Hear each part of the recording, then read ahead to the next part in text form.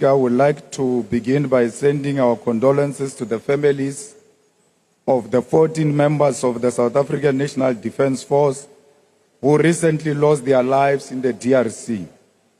We cannot continue to refer to them through a number because they've got names.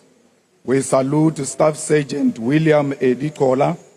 We salute Staff Sergeant Molatley Ishmael Molatley. We salute Staff Sergeant Swatani Theophilus Seepe, Corporal Matumi Justice Malesa, Corporal Renae Namavulani, Lance Bombardier Itumeleng McDonald Moreo, Lance Corporal Zeke Moffat Molapo, Lance Corporal Metzi Stensley Rashishi, Rifleman Svatani Richard Chokwe, Rifleman Derek Maluleke, Rifleman Sidiso Andres Mabele, Rifleman Calvin Louis Moari, Rifleman Muketi Joseph Mowe, Private Peter Jacobus Strido. The reckless deployment of South African troops in the DRC under the South African Development Community SADC mission in the Democratic Republic of Congo, SAMI DRC, which began in December 2023, was presented to us as a peacekeeping effort. However, the truth is that our soldiers are not there to maintain peace. They are engaged in a direct combat, fighting against the highly armed and strategically superior M23 rebels who are supported by the reckless president of Rwanda, Paul Kagame. Our government has deliberately misled the people. The reality is that our soldiers are fighting an enemy that has better weaponry, better resources, and better intelligence. While the rebels possess advanced military equipment, our soldiers are sent to battle without drones, without fighter jets, and without critical military assets. They are left vulnerable, fighting a war they cannot win, all because of the failures of this government. The recent M23 offensive on Goma has highlighted significant shortcomings in the South African National Defence Force deployment. Intelligence failures were evident as the SANDF lacked timely and accurate information to anticipate the M23 movements, leaving our forces unprepared for the assault. Coordination between the South African National Defence Force, regional allies, and the Congolese military was inadequate, leading to a fragmented response and over-reliance on local forces that quickly collapsed under pressure.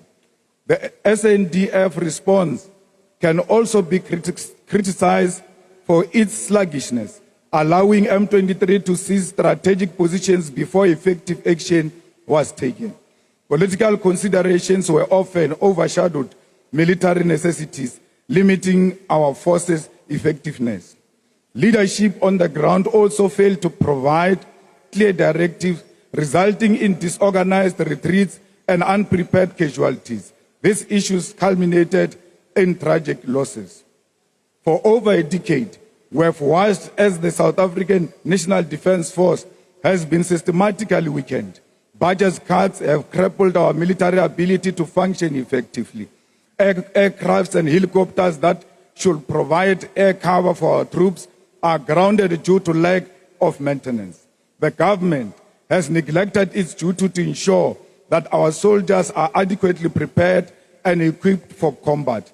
This is despite the fact that this deployment has cost our government 2.3 billion since it began.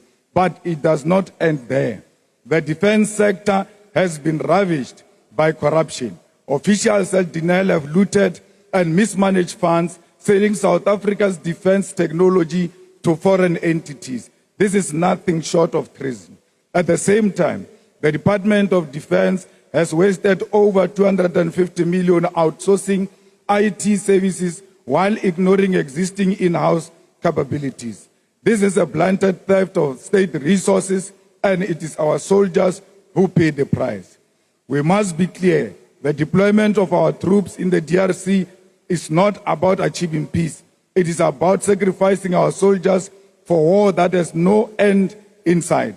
This government continues to send them to die in foreign land, and when they do, their bodies are not even repatriated with the dignity they deserve.